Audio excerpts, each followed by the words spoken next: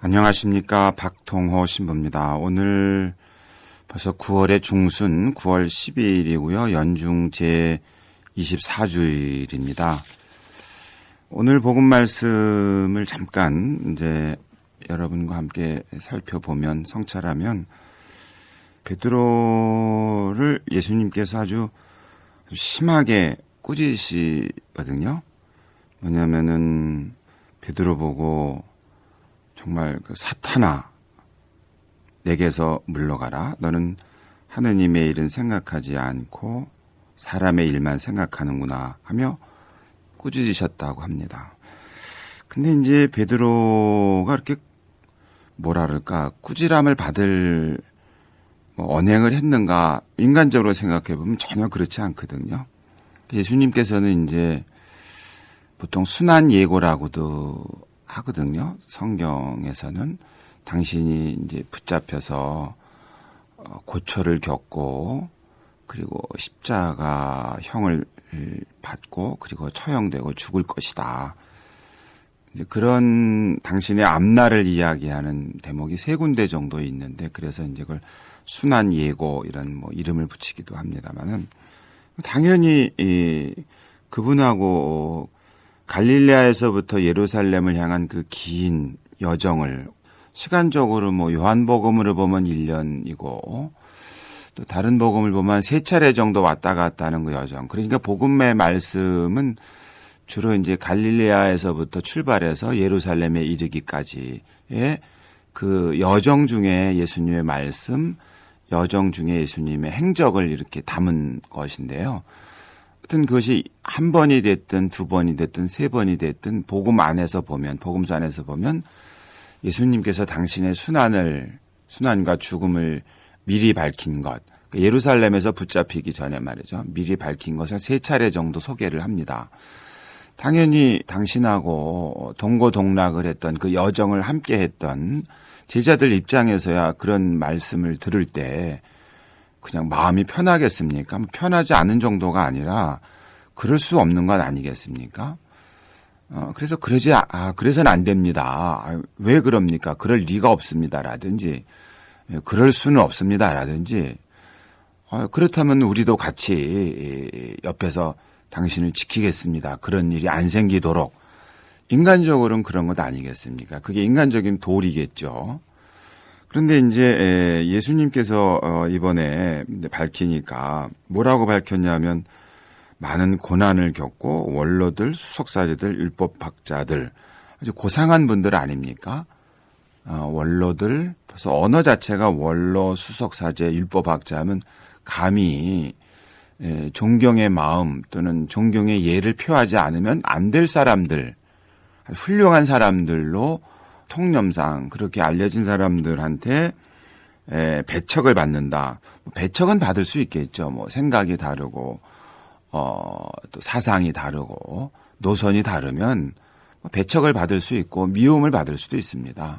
그런데 한 걸음 더 나아가서 죽임을 당한다고 한 겁니다.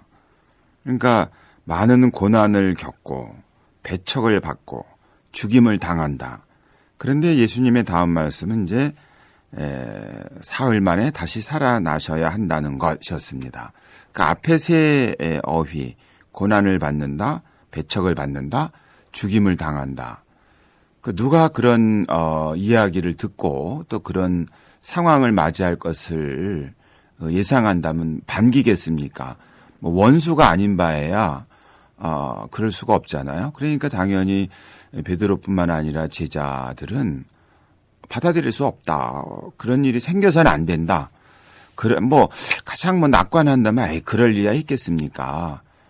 당신이 얼마나 훌륭한 분이신지 우리도 알고 많은 사람이 압니다. 그러면 원로들도 수석사제들도 율법학자들이 비록 마음속으로는 불편하다 할지 몰라도 그렇게 당신을 그 고난에 빠뜨리거나 배척을 하거나 죽일 수는 없을 겁니다. 이런 정도로 충분히 인간적으로 예상할 수 있잖아요.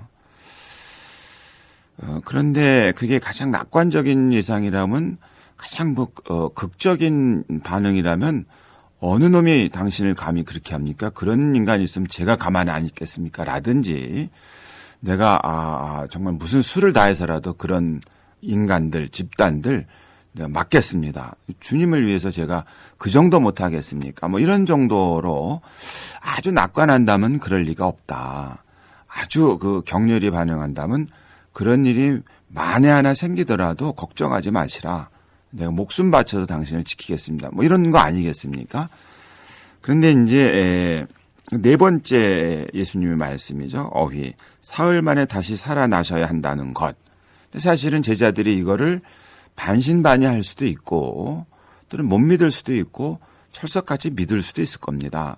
뭐 예를 들면 예수님께서 갈릴레아 여정 중에 눈먼 사람도 눈뜨게 하고 또 다리를 못 쓰는 사람도 일어서게 하고 심지어 목숨을 잃은 사람도 죽은 사람도 살린 분이시고 더 나아가서 정말 아무것도 없이 빵 2개, 물고기 5마리로 4,000명, 5,000명을 그 굶주림에서 일시적이나마 해방시킨 분이니까 이분은 정말 주님이시다, 대단한 분이시다라고 그 경험칙상 느꼈을 터이지만 그러니까 그분이 다시 살아나신다라는 말씀에 대해서 대놓고 안 받아들이기에도 그렇고 그렇다고 다른 무엇보다도 다른 사람에 대한 어떤 기적의 힘은 제3자로서 객관적으로 관찰했으니까 되지만 당장 당신들의 제자들의 상대이신 스승인 예수님이 죽는다 하면은 그분이 마음 한구석에 아주 저 바닥 깊은 곳에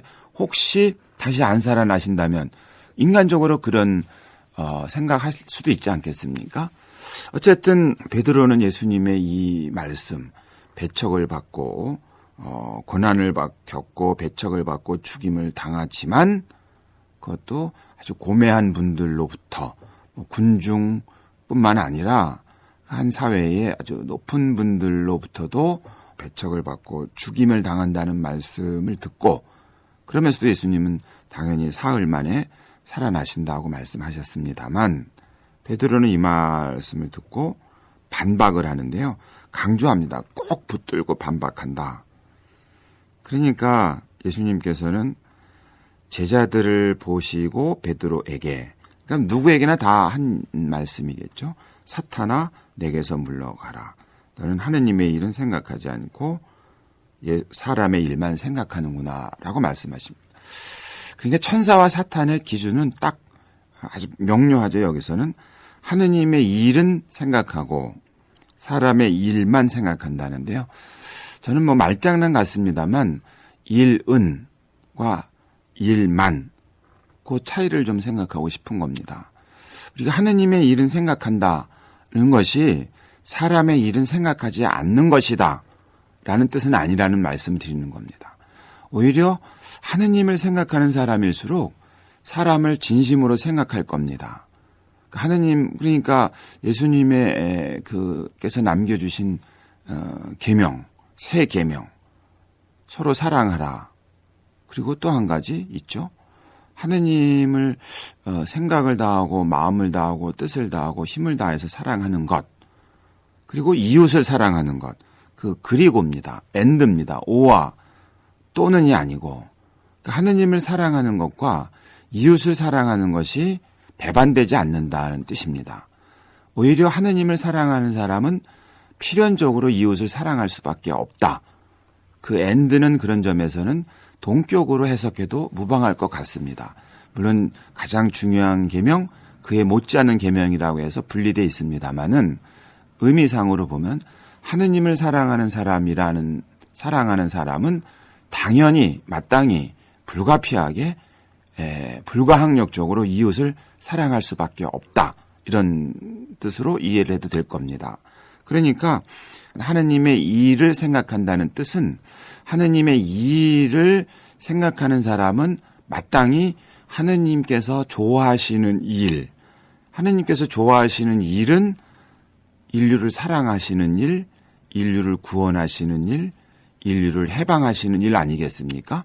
그럼 당연히 하느님의 일을 생각하는 사람은 하느님이 좋아하시는 일을 생각하는 사람은 인류를 구원하는 일, 인류를 해방하는 일, 인류를 살리는 일도 염두에 두고 마음에 두고 몸을 다하고 혼을 다하고 힘을 다해서 매진하겠죠.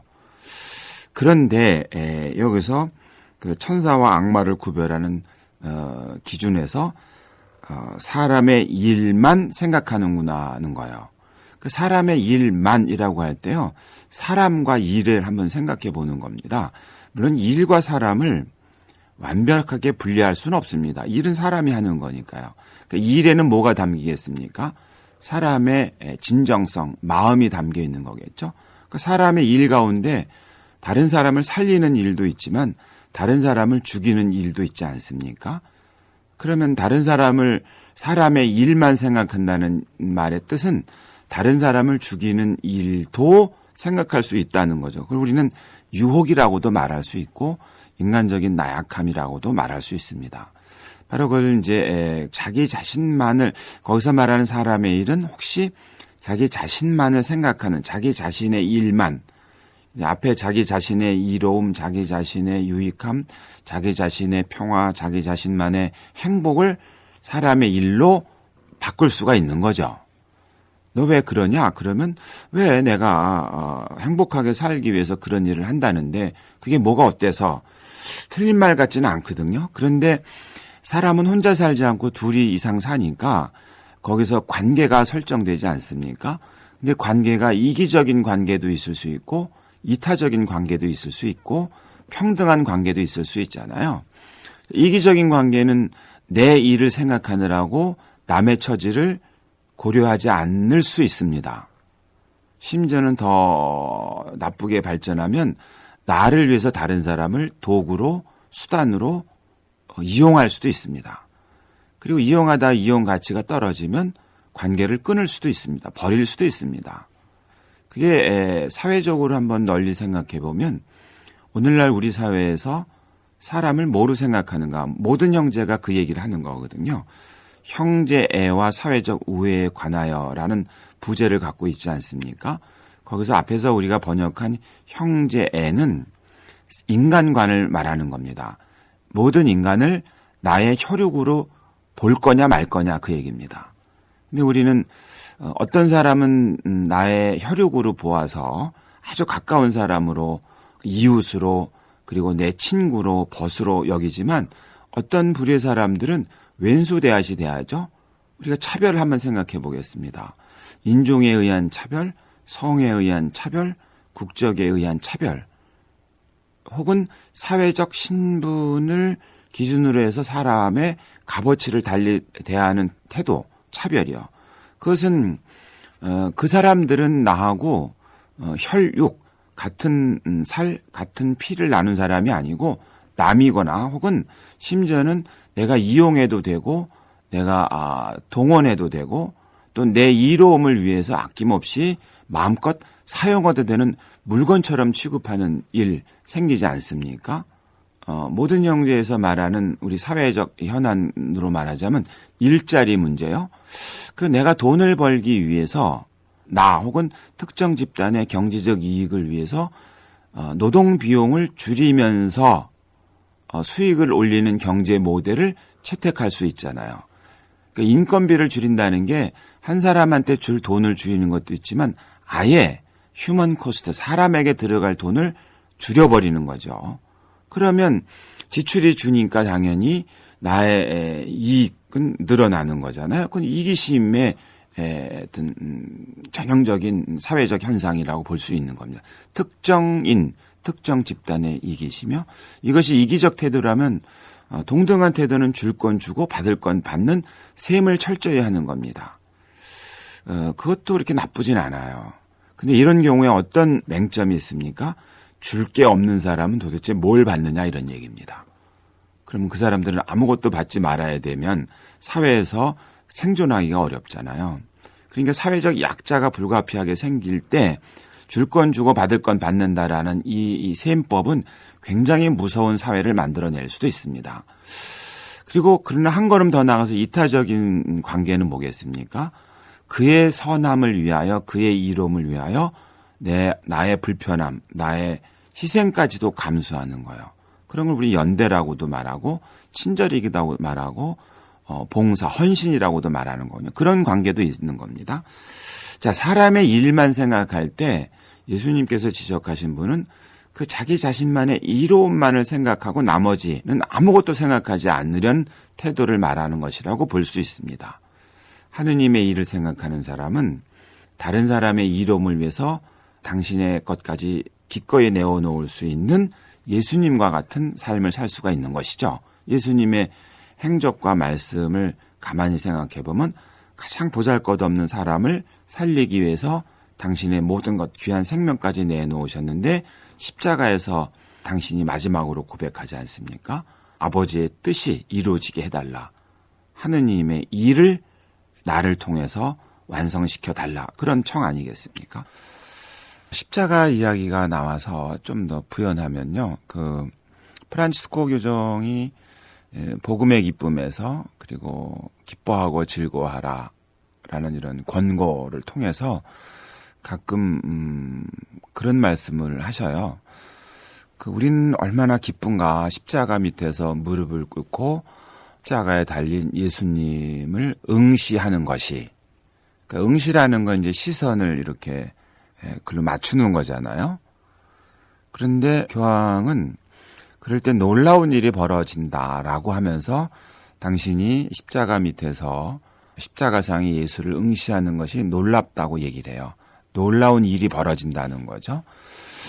뭘까요? 우리 청취자들께서 교황님의 문헌을 다 읽어보셨다면 아마 그 대목에서 새로운 어떤 영성을 느끼실 수 있었을 것 같은데요. 뭐냐면 예수님의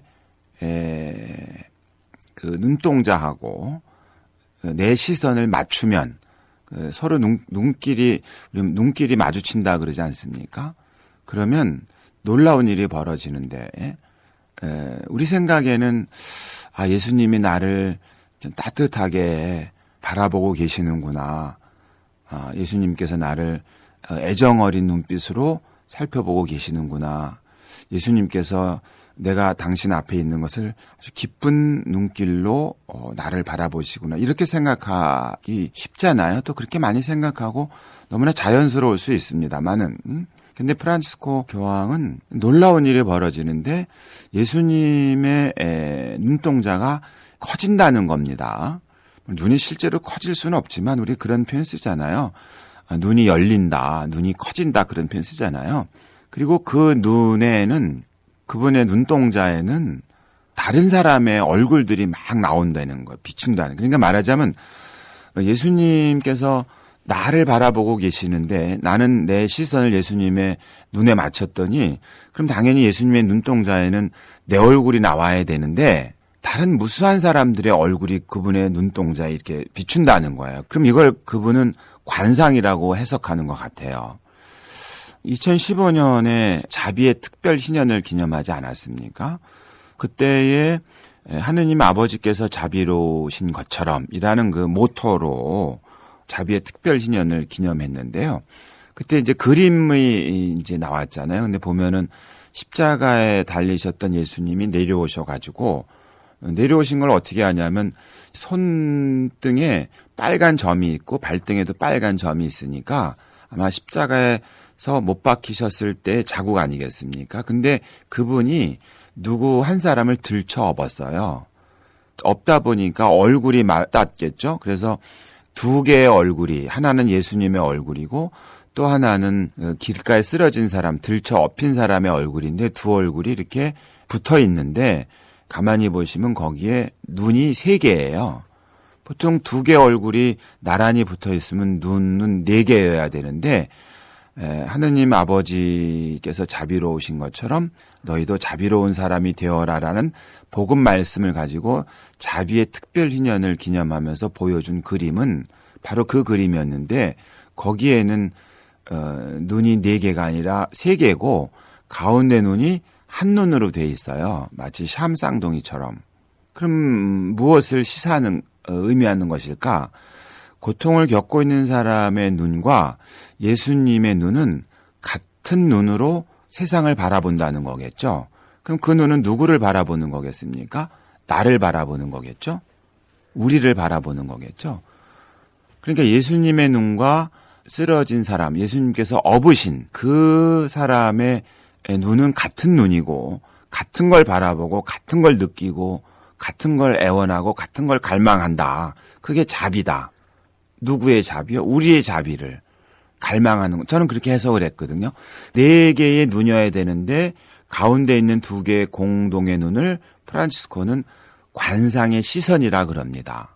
관상 자체가 볼관자가 있으니까 한자로 거기에 시선이라는 게 담겨 있지만 도대체 어떤 시선으로 사람을 바라볼 것인가, 어떤 시선으로 세상을 바라보는 것까지 할 때 예수님의 눈으로만 생각하는 게 아니고 예수님의 눈은 곧 고통받는 사람의 눈, 같은 눈이니까 그 눈과 내 눈을 합하는 것을 관상이라고 저는 나름대로 해석을 해요.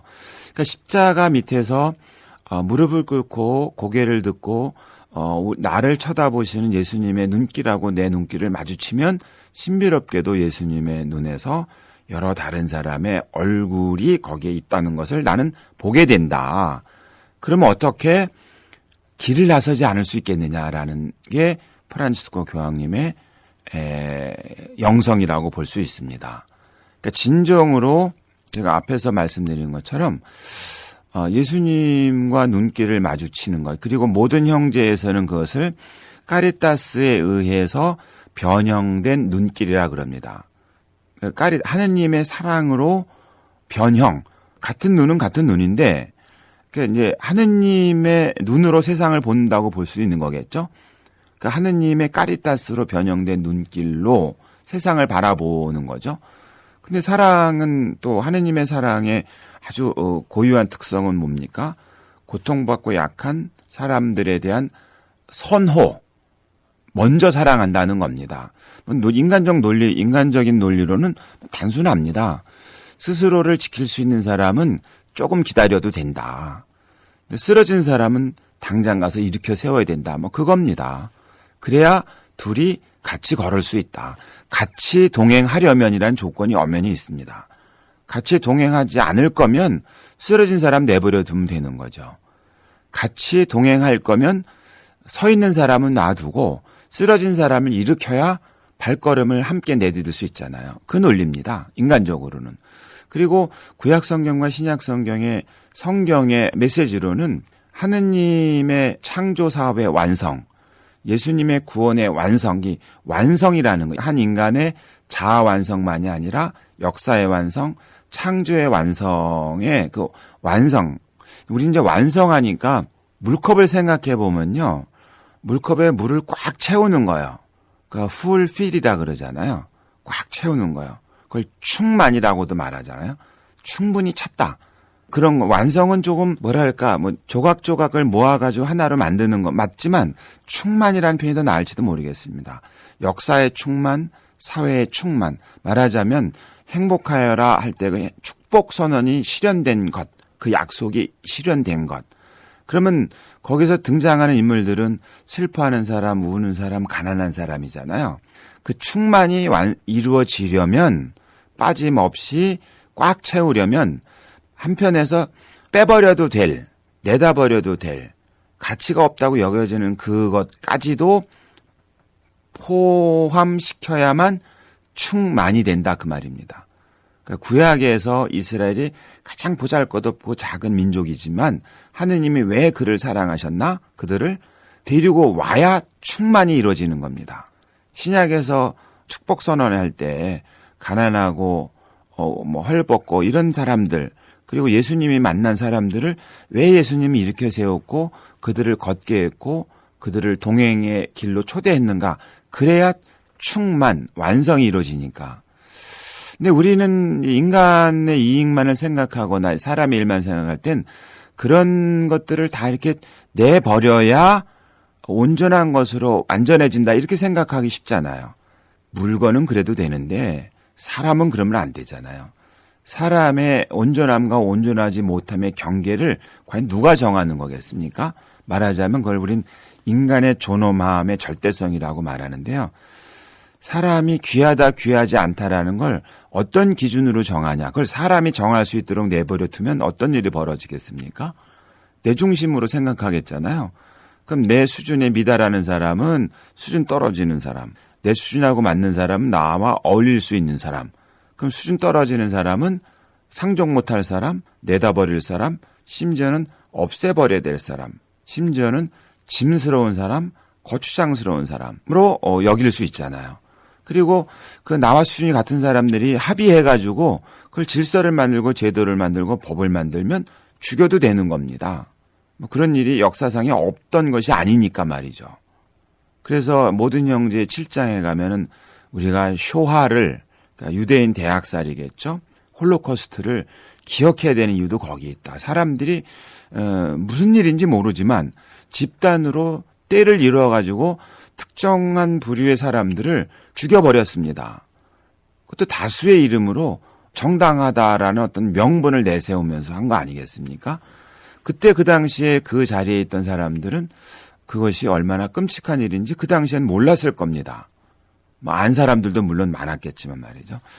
자, 그렇기 때문에 사람의 어떤 가치, 사람의 무거움, 존엄함이라고 흔히 말하는데 그거는 무조건적이고 절대적이어야 된다라는 겁니다.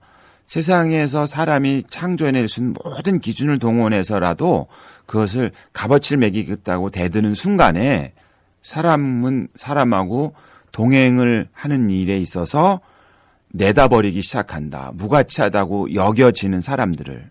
그렇기 때문에 하느님의 시선에서 신앙의 관점에서 완성 혹은 충만이라는 것은 그것을 인간적으로 다시 해석해보면 인간의 눈으로 볼 때 가장 무가치하다는 사람을 포용하면 충만이 이루어지는 것이고 그런 사람들을 하나씩 하나씩 제거하게 되면 그것을 신앙의 관점, 성서의 관점으로 보면 그건 사람 사는 사회가 아니고 창조의 파괴라고 보는 겁니다. 그것이야말로 죄악인 것이죠.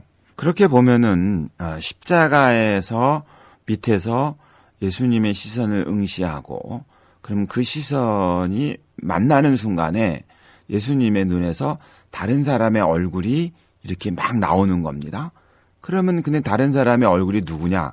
그 자비의 특별인연의 그 그림으로 놓고 보면 고통을 겪고 있는 사람의 얼굴하고 예수님의 얼굴이 이렇게 이어서 맞닿아 있는데 그 눈이 같은 눈이라니까 그 눈이 나에게 호소하는 겁니다. 바라보는 거죠. 착한 사마리아 사람도 그런 거거든요. 길가에 쓰러진 사람을 봐요. 사제도 보고 그리고 레위도 보고 사마리아인도 봤는데 특징은 뭐냐? 사마리아인은 마음이 움직이는 거고요. 사제와 레위는 길 반대편으로 그냥 지나가 버리는 겁니다. 측은한 마음이 드니까 다가가서 행동하는 거거든요. 그러니까 십자가 밑에서 예수님의 눈을 응시하면 다른 사람, 특히 고통받고 가난한 사람의 얼굴이 떠오르면 진정으로 예수님의 눈길로 변형된 사람이라면 밖을 나갈 수밖에 없다.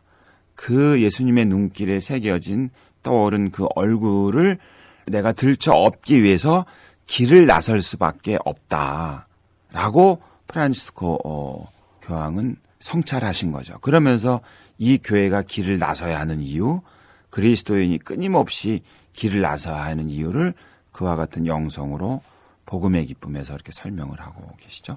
모든 형제 회칙 3장을 살펴보고 있습니다. 앞에서 말씀드린 내용하고 연결이 되는데요.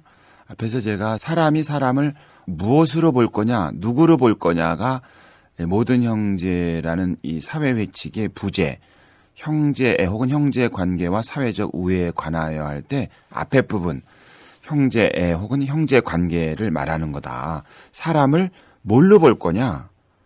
다른 사람을 내 형제로 볼 거냐 말 거냐를 묻는 겁니다. 오늘날에는 내 형제로 보는 사람이 있고 내 형제로 안 보는 사람도 있는 거예요. 당연히 혈육은 형제라고 보죠. 근데 그 기준이 아니고 누구나 다 앞에서 말씀드린 것처럼 피부색이라든가 성, 남성, 여성이라든가 또는 종교라든가 국적이라든가 또는 장애 유무라든가 사회적 신분과 관계없이 그런 거와 정말 하나도 관계없이 누구나 다 그를 나와 같은 살을 가졌고 나와 같은 피를 가졌다. 혈육으로 대할 거냐? 아니면 나눠가지고 우리 민족은 내 형제. 근데 다른 혈통을 가졌다고 간주되는 사람은 남. 또는 남성은 우리 편, 여성은 남. 그리스도인은 우리 편, 다른 종교인은 남. 우리나라 국적을 가진 사람은 우리 편, 아닌 사람은 남. 이제 여기 모든 형제에서는 두 용어를 쓰죠. 낯선이 혹은 이방인. 언어가 좀 다르죠. 낯선이는 이방인은 물론 성경에서는 막 섞어 쓰기도 하지만 낯설다 이방이라는 건 이방인이라는 건 구약 성경으로 따지면 혈통이 다른 겁니다. 혈통이. 그러니까 사마리아인은 이방인이 되는 거죠. 유다인에게는. 낯선이라는 건 같은 유다인이라도 같은 고을에 살지 않았다든지 직업이 같지 않다든지 이런 경우는 낯선이가 되는 겁니다. 그러니까 그게 하여튼 이 모든 형제에서는 이제 섞여서 쓰긴 하는데 어쨌든 그러니까 내 편과 네 편을 가르는 게 있는 거예요.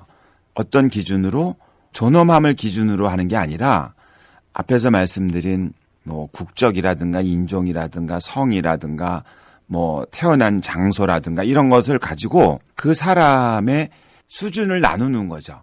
1등 시민, 2등 시민, 엘리트 있고 아닌 평범한 사람이 있고 뭐 천한 것들이 있고 말이죠.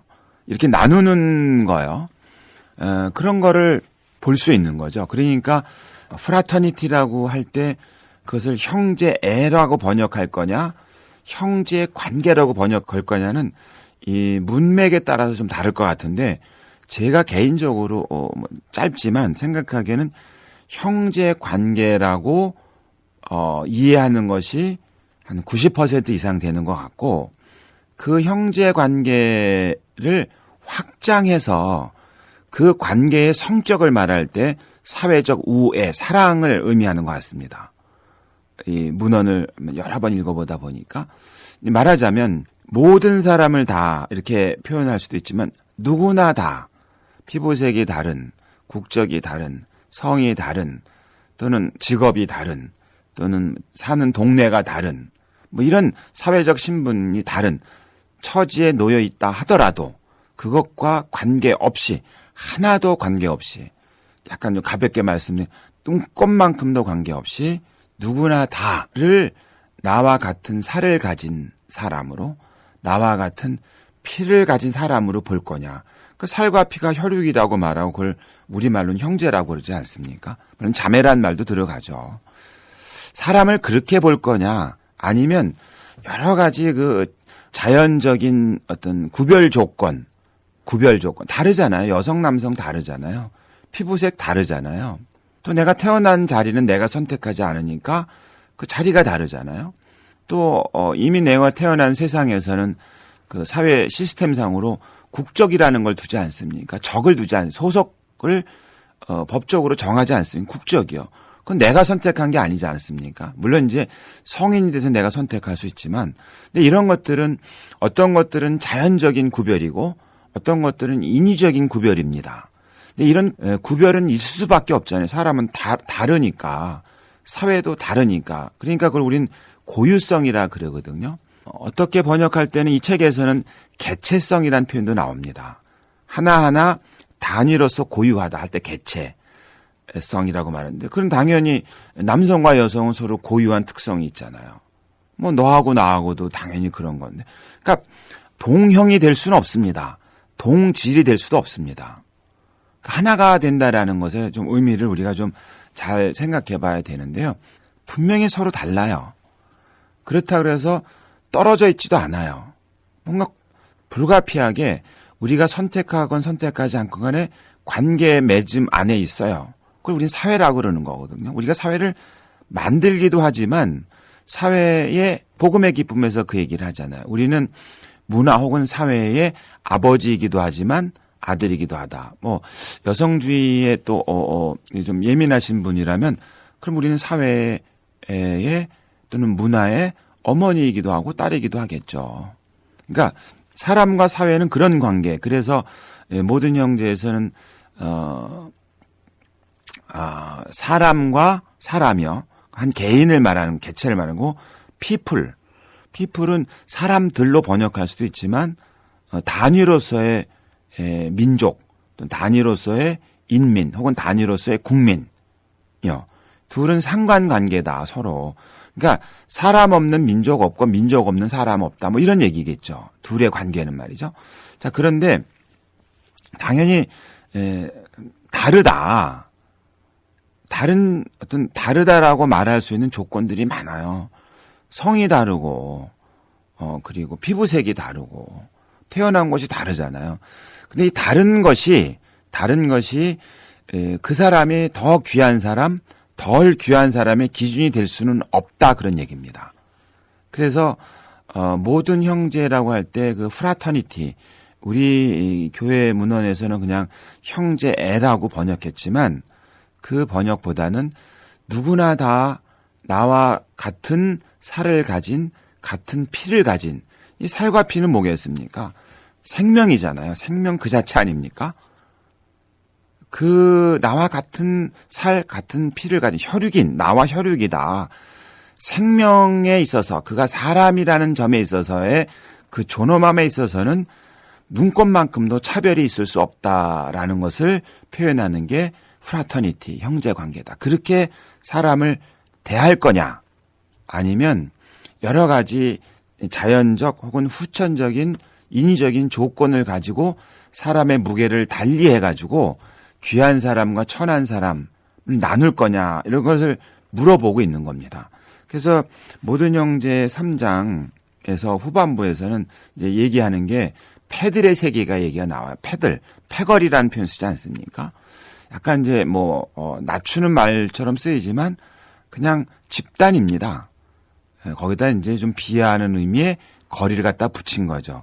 근데 말하자면 나하고 뜻이 맞는 사람, 나하고 수준이 맞는 사람, 나하고 피부색이 같은 사람, 나하고 성이 같은 사람, 나하고 국적이 같은 사람, 또는 나와 이해관계를 공유하는 사람들끼리 끼리끼리 모여 있는 것들을 이 책에서는 패들이라고 얘기를 합니다. 그럼 이 패들의 바깥의 사람들 있지 않겠습니까? 그 경계 넘어 있는 사람들. 그럼 당연히 간단하게는 그냥 정말로 무슨 좀 그냥 남이다. 그러면 그나마 봐줄 수 있는데 이 모든 형제의 1장에서 그 얘기를 하잖아요. 우리는 그들 패거리가 형성이 되면 지키기 위해서 거기다 담을 싼다는 거예요. 그럼 담박한 누구였냐? 옛날에 이제 프란치스코 성인 당시처럼 800여 년처럼 담박은 야만의 세계다. 그 담박의 것들이 우리를 공격하려고 할 거니까 무슨 수를 써서라도 담을 높이 써서 그들을 막아야 된다. 그러면 그 이제 담 안과 담 밖, 그러니까 패거리 안과 패거리 바깥에 나눠지는 경계가 쳐지는 거죠. 그게 국적이 될 수도 있고 인종이 될 수도 있고 성이 될 수도 있고 사회적 신분이 될 수도 있고 지리적으로도 그렇게 될 수가 있습니다. 담을 실제로 쌓아놓고 못 들어오게 할 수 있잖아요. 들어갈 때마다 통행증 검사하고 그래가지고 그 지역 주민이 아니면 못 들어오게 하고 그런 거 많이 우리는 일상에서 지금 하고 있지 않습니까? 그게 얼핏 봐서는 이제 이 책에서 말하는 우리는 이제 그걸 안전 때문에 그렇다라고 말하잖아요. 근데 이 책에서는 그걸 뭐라 그럽니까?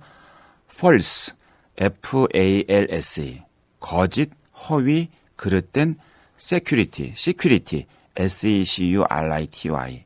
그래서 a sense of false security, 그러니까 거짓된 안보 의식을 가지고 안전 의식을 가지고 그거를 스스로 내부적으로 정당하면서 남을 밀어내거나 원수로 삼거나 원수까지는 아닌다라도 점잖게 물리쳐야 될 경쟁자로 자꾸 만든다는 겁니다.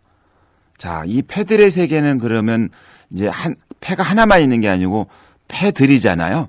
들들들들들. 이제 이게 어떤 일로 벌어지겠습니까? 우리는 공정한 경쟁인 이런 말 하지만 힘을 가지고 패들 밖의 세계를 제압하려고 하다 보니까 패들끼리 싸움을 뭐라 그럽니까? 우리는 패싸움이라 그러죠. 그런 걸 한자로 말하면 난장, 난투, 아수라라 그럽니다. 세상이 그럴듯하게 포장돼 있지만 거짓 안전의식으로 이런 일로 치달을 수 있다고 얘기를 하고 있는 겁니다. 오늘 여기까지 말씀드리고 다음 주에는 이 3장을 마무리하도록 하겠습니다.